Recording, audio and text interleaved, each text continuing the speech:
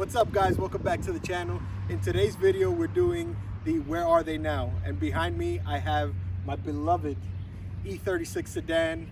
It's a 1997 328i, which was exactly what I was looking for. This car I actually bought from Copart, and I bought it to give it to my wife for Christmas one year. It was a rear end collision. We replaced the taillight panel, the trunk and taillights, and that was it. We paint matched it. I painted it on a 20-degree day. The paint looked like crap, and it still looks like crap because I have done nothing to correct it.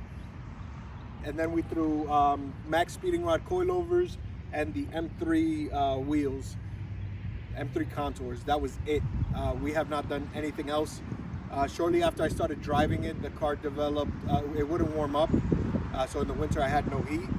I replaced the thermostat, did an oil change, and that was it. So we haven't done much of anything to this car besides drive it.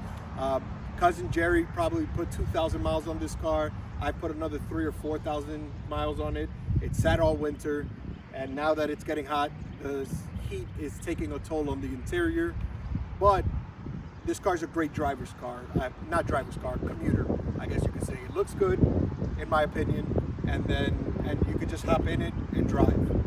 But the biggest downside to this is that the car is completely boring. It lacks everything. It's not fast enough. It's not stick, and the list goes on. And it also, in my opinion, doesn't look aggressive enough.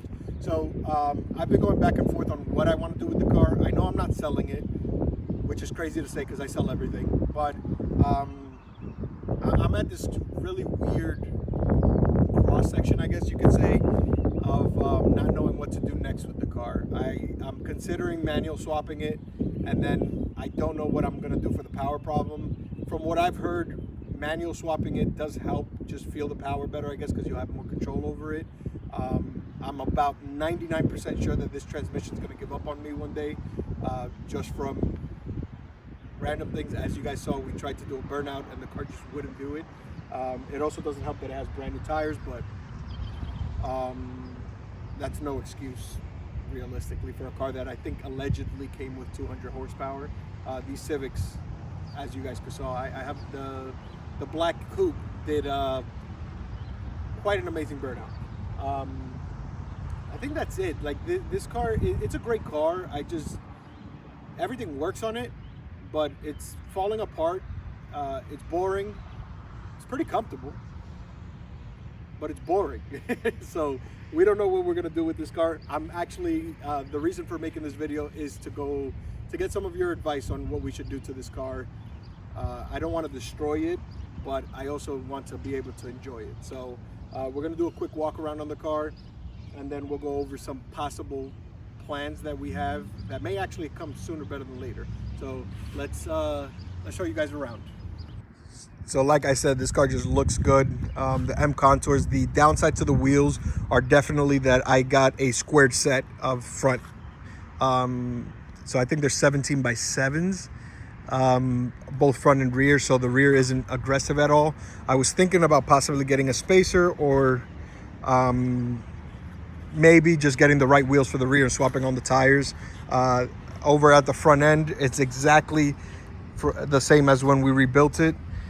Missing the fog light. I don't know if I'm gonna keep this bumper. I kind of like the M3 style bumper. It gives it a little bit more of a aggressive tone in the front. Bumper's exactly the same as you got it. Fog light still doesn't work. Coming around this side, no body damage, pretty straight. And then if we go around to where we repaired it, I'm just gonna take 15 steps back so it looks really good. So here you can see it looks like nothing ever happened, and we're gonna continue going around. But now I'm gonna show you the real difference. Once you get close, you can see that they're two different colors. There's bird poop, and then this is from, it was so windy and cold that the tarp that I was using to cover it just touched the paint there. And then if we come down here by the plate, hard to tell. This is single stage, but you can see all the drips. You can see them even more than now. This car is filthy right now, but this is the new tail panel, which again, this is where the damage was, and I guess I could have done a better job. There's some sort of reaction there too, which I didn't notice. Doesn't look the best up close, and I sanded this down a little too far over here. It also has like you guys can actually, it looks more prominent on camera, but there's a dent right here. And then there's the big problem with this car, which is the paint. The paint on this car is definitely like a 5-footer, but the car was repainted at some point, and it was a mask and shoot.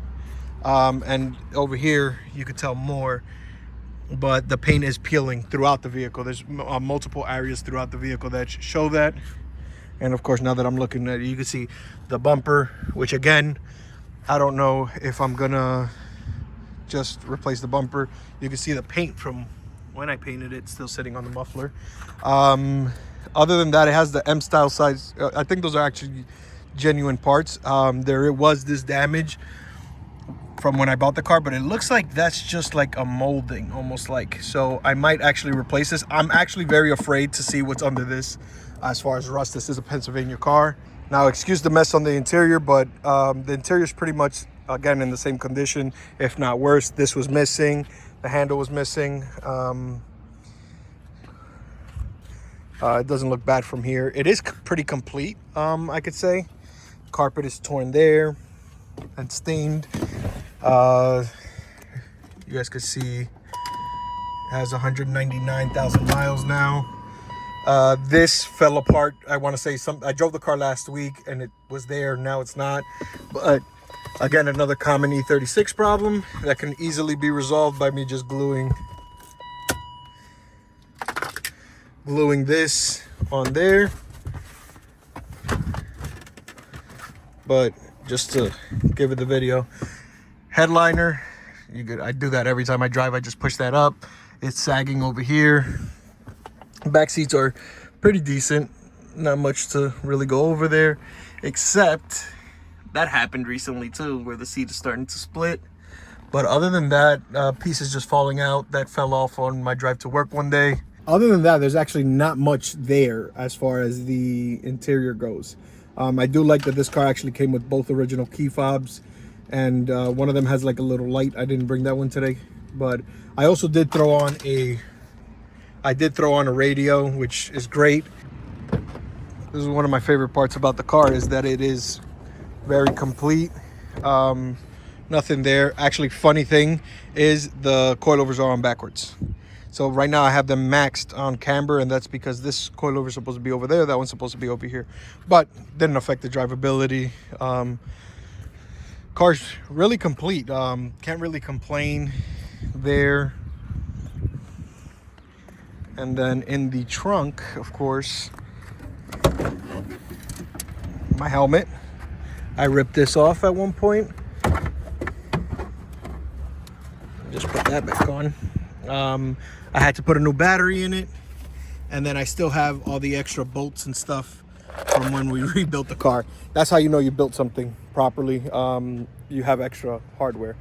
This car also did have the whole toolkit. Love that.